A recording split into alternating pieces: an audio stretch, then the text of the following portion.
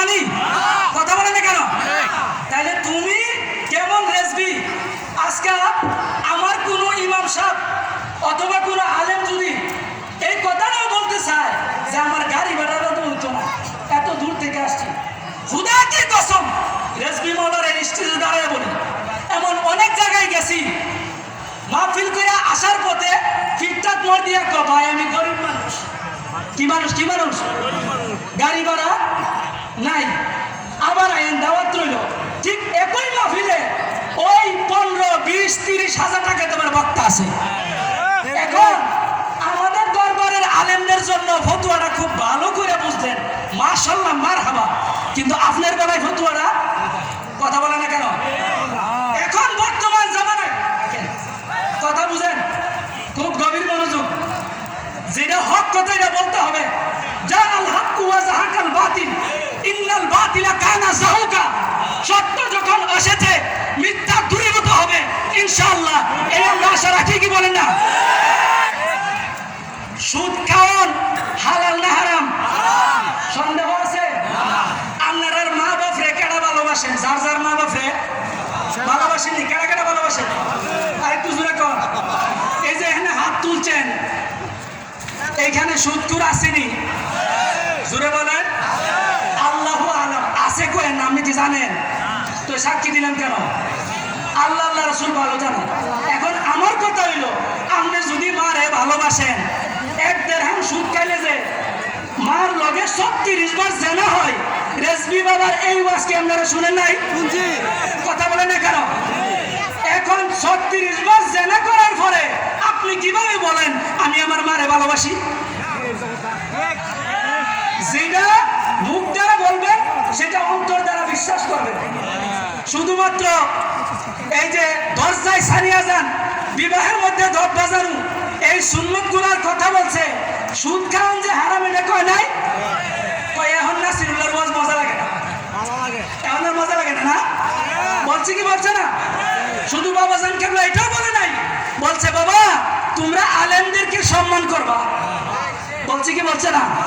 আর এখন আলেমরা দেখলে, বিশেষ করে আমরা যারা তরুণ প্রজন্মের আলেম আছি, তারা দেখলে তাদের মানে কথা ডন্ডাও এরকম, তাই না? তুমি কয়দিন এসে ভরে দিছো?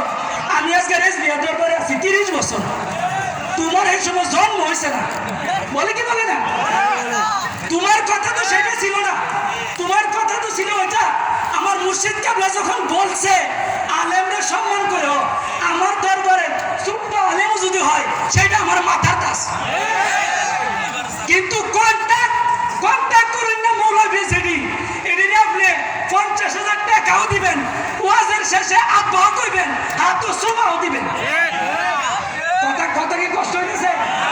এই ভিডিও কি আমরা দেখি না? হাতের মধ্যে সুমা দেন, 50-এর জায়গা হুজুর আগামীবার আইলে 70। কিন্তু আমার ইমাম সাহেব আজকে 7 মাস ধরে বেতন পায় না, হ্যাঁ আপনি 70,000 টাকা বাজেট দেন। আপনার ধর্ম কি পাগল পাইছেন?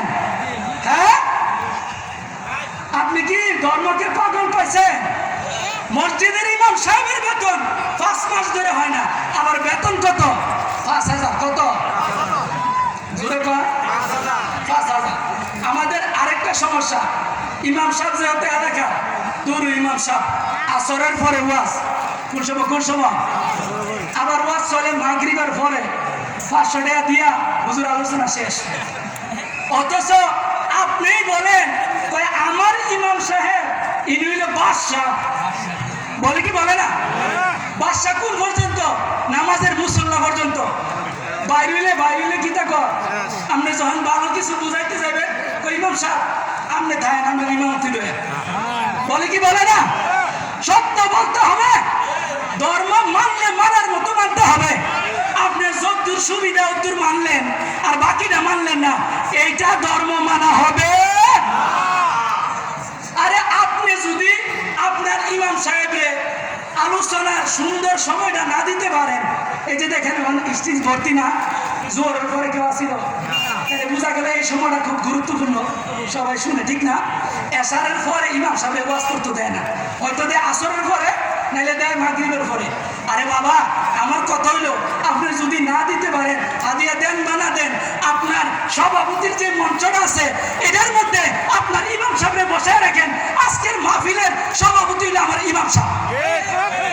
জোরে বলেন না সুবহানাল্লাহ। তাহলে একদিকে আপনার আমরা ইমাম সাহেবের বাদশা, এটাও বাচ্চা গেল। আরেকদিকে যেই বক্তা ওয়াজ করবো হে যদি আপনার এলাকায় ভুল ওয়াজ করে যা, এটা ইমাম সাহেব। কারণ ডাক্তারের কাজ কেন করবো? ডাক্তারে করবো। এখন আপনি কি করে ওই মাহফিলের কয়টা টেহার লেগা সুদকুর সভাপতিটারে নিয়ে বয় দেন।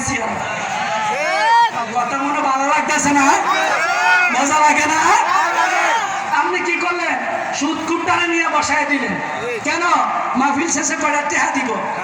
এই জাহেল মূর্খ জীবনে আউযুবিল্লাহ বিসমিল্লাহ শুদ্ধ করে পড়তে জানে? এই কন্ট্রাক্টরি বক্তাই না বাইল দিয়ে ওয়াজ করে। কি ওয়াজ করে? কয় কি কয় আমারে যে কোনো জায়গা দেন আমি ফিট। ও হাবির মাঝখানে ওয়াজ করে আয় পড়ি, কোনো অসুবিধা নাই। ওয়াজের বাইলে আমার জানা আছে। ব্যক্ত কণ্ঠে বলে দিতে চাই, আমরা রেজবিরা অত বাইল দিয়ে ওয়াজ করতে জানি না। কুরআন এবং হাদিসে যা আছে তা জানি। বাঁকা সাকা ওয়াজ জানি না, সুজা ওয়াজ জানি। মানলে আবু বকর না মানলে আবু জাহেল। সবার লোকে মিল্লা খিচুড়ি বানায় ধর্ম মানান যেত না। আল্লাহর হাবিব বলছেন, এই অনেকে বড় দল দেখলে ঘাবড়ে যায়। মা গো আমরা যে রেজবিরা দল বলে কি বলে না? এই যে জামাতে ইসলাম কি কি গেছিনি ফেসবুকে কয়দিন আগে সরকার গঠন করছে, কিন্তু মাঠে আয় হাওয়া। কথা বলে না কেন? তাদের দল দিকে আমাদের অনেক সুন্নিরা কই এইবার মনে ক্ষমতায় গেছে। বলে না কেন? আরে ক্ষমতায় গেলে আমার কি? বলেন ক্ষমতায় গেলে আমার কি? যখন ইয়াজিদ ক্ষমতার ভিতরে ছিল, ইমামে হুসাইন, আপনি বড় দলের কথা বলেন, আপনি দেখেন বদরের প্রান্তরে 10,000 কাফেরের বিরুদ্ধে মাত্র 313 জন লড়ছে। আপনি যদি হক দেখতে চান কারবালার প্রান্তরের দিকে তাকান, যেখানে ইমামে হুসাইনের মাত্র 72 জন, কাফের 22,000। আপনি হক বুঝেন? আমার নবীজি বলতেছেন, বলে হক কি? ইয়া রাসূলুল্লাহ, ইয়া হাবিবাল্লাহ। সাহাবায়ে কেরাম বলছে, আমরা চিনব কিভাবে? তোমরা বড় দল দেখবা, বড় দল, যেটা বড় দল এটাই জান্নাতি। সাহাবায়ে কেরাম কই, ইয়া রাসূলুল্লাহ বড় দলটা কোনটা? সুবহানাল্লাহ কইতেন না? এত শুনে ঘাবড়া যায় না। বাবাজান কেবলা আমাদের অর্ধেক শুনে গেলে ফেতনা লাগবো, কিন্তু পুরাটা শুনলে বুঝে আসবো ইনশাআল্লাহ। সাহাবায়ে কেরাম প্রশ্ন করছে, ইয়া রাসূলুল্লাহ হক দলটা তাহলে কোনটা? নবীজি বলেন, চতুর্দিকে বাতিল থাকুক, যত ধরনের দুশমন থাকুক, বিপক্ষে থাকুক, যদি হাজারো মানুষের ভিড়ে একজন ইমানদার হাক্কানি রব্বানি আল্লাহওয়ালা নবীওয়ালা ইমানদার থাকে, ফাহুয়া আদআফুল ঈমান, ফাহুয়া ওয়াফদুল ঈমান, ওইটাই সবচাইতে বড় দল।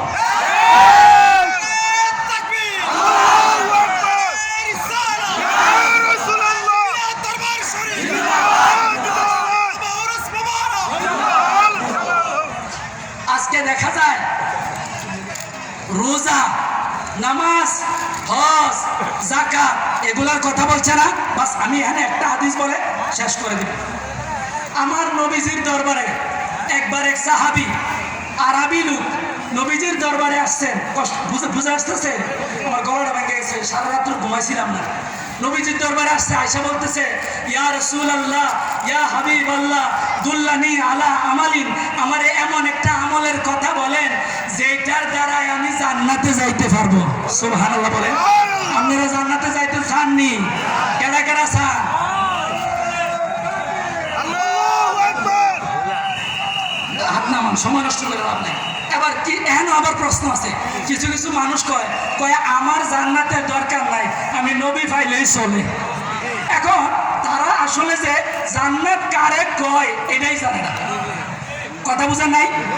আচ্ছা বাবাজান কেবলা যে ওয়াজ করছে যে মান আহাব্বা সুন্নতি ফাকাদ আহাব্বানি ওয়া মান আহাব্বানি কানা মাই ফিল জান্নাহ, যে ব্যক্তি আমার সুন্নতকে ভালোবাসবে আমার সাথে জান্নাতে থাকবে। সুবহানাল্লাহ বলেন।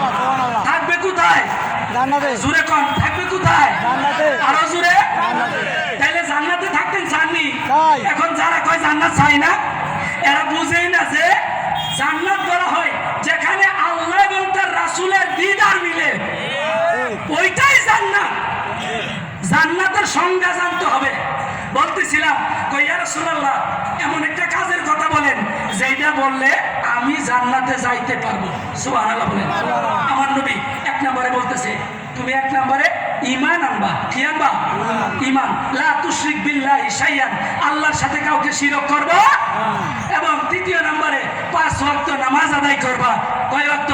5 ওয়াক্ত। জোরে কোন? 5 ওয়াক্ত। বাবা কয় ওয়াক্ত কইছে? 5 ওয়াক্ত। এখন কেউ যদি কয় না 5 ওয়াক্ত মানি না, ঈমান থাকবো? আচ্ছা, এরপরে কইতাছে রমজানে রোজা রাখবা। কি রাখবা?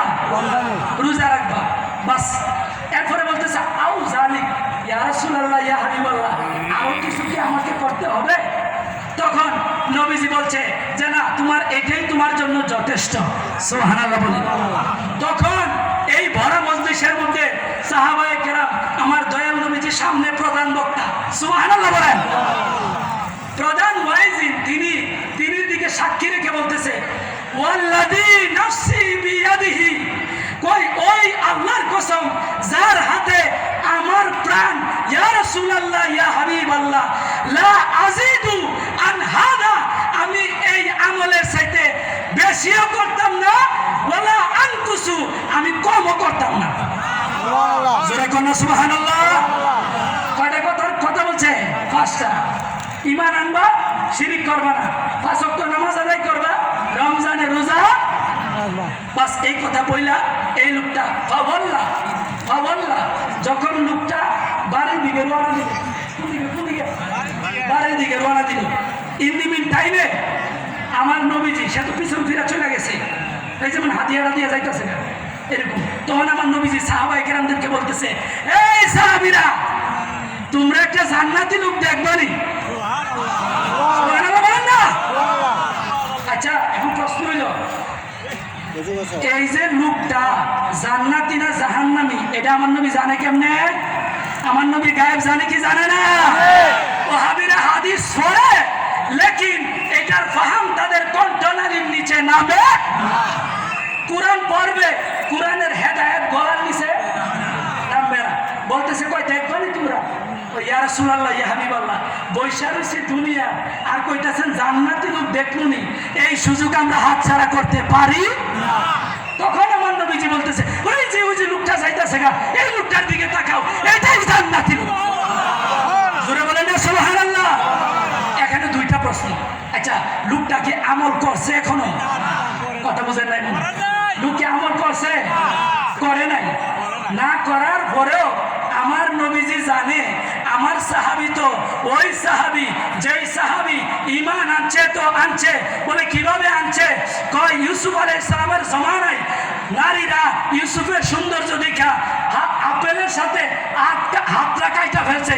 আমার নবীজির হুসনে মুস্তাফা ওই লেভেলের ছিল, আমার নবীজির হুসনে মুস্তাফা ওইখানে উন্নীত। আমার হুসনে মুস্তাফা এমন যে সাহাবায়ে কেরাম কালিমা পড়তে দেরি, গর্দান দিতে দেরি নাই। প্রত্যেকটা সাহাবায়ে কেরাম নিজের জানকে কুরবান করে দিছে। শুধু কথা না, তাহলে বোঝা গেল ওই সাহাবী কথা মানবে। কথা বলে না? মানবে এই কিন আছে। এবং এটা যে জান্নাত যাইবে এটা আমার নবী। আচ্ছা, জান্নাতের মালিক কারায়? জোরে কর। দান করছে কারায়? আমরা যখন কই নবীজিরে জান্নাতের মালিক, তখন আমরা একদলে কই দাস না মুশরিক। কয়টি কয় না? তাইলে খুব কথা ক্লিয়ার, কথাটা বুঝেন। আচ্ছা, এই যে বর্তমানে এই মাঠটার মালিক কারা? একটু জোরে বলেন, কারা কারা? জোরে কর। কুল কায়নাতের মালিক কারা? আল্লাহ। কুল কায়নাতের মালিক কারা? আচ্ছা, কুল কায়নাতের মালিক যদি হয় আল্লাহ, একটু আগে সাক্ষী দিলেন এই মাঠটার মালিক রেজবি বাবাই, তো কুল কায়নাতের মাঠটার ভিতরে কি এটা নাই? আছে না নাই? আপনার বাড়িটা আছে না? যদি বাড়িটা থাকে তাহলে আপনি তো বড় শিরিক হইবেন। যেই মৌলভী সাহেব কইছে যে নবীজিরে জান্নাতের মালিক কইলে শিরিক হইব, এই জমিনের ভিতরে এই মোল্লার মাদ্রাসা আছে না নাই? জুড়ে বলেন। তাইলে যেই মৌলভী কইছে এটা আরো বড় মুশরিক। কারণ এই কুল কায়নাতের মালিক হেরে দিকে আস্তে আওয়াজে আরো জোরে আওয়াজে বলবো আল্লাহ, একবার তাসবিহ সহ বিলাল ভাই। আল্লাহ বলবি কি বলবে না? বাস সাহাবায়ে কেরাম নবীজির দরবারে যেই প্রতিজ্ঞাবদ্ধ হয়েছিল যে 5 ওয়াক্ত নামাজ আদায় করব, রমজানে রোজা রাখবো, উপযুক্ত হজ জাকাত আদায় করব, মনের দ্বারাই জান্নাতি জবান খুলে বলে সুবহানাল্লাহ। আর আজকে যদি আপনারা রেজভি মাওলার ওই বায়াতের কথা স্মরণ করেন, আমি মোল্লার ওয়াজের দরকার নাই, ওইটা স্মরণ করেন কোন কথার দ্বারা আপনি বিক্রি হয়েছেন। বাবাজান কেবলা বলতেছেন আমি মুরিদ হইতেছি রেজভি সাহেবের, জুড়ে বলেন 5 ওয়াক্ত নামাজ আদায়, রমজানের রোজা, উপযুক্ত হইলে হজ জাকাত আদায়। আর তারা যে দাইমি সালাতের কথা বলে, বাবাজান বলছেন চলতে ফিরতে উঠতে বসতে লা ইলাহা ইল্লাল্লাহ, লা ইলাহা ইল্লাল্লাহ, লা ইলাহা ইল্লাল্লাহ মুহাম্মাদুর রাসূলুল্লাহ ওয়া মা আলাইনা ইল্লা মারহাবা মারহাবা মারহাবা মাশাআল্লাহ। হযরত আল্লাহ হযরত মাওলানা, ধন্যবাদ ধন্যবাদ।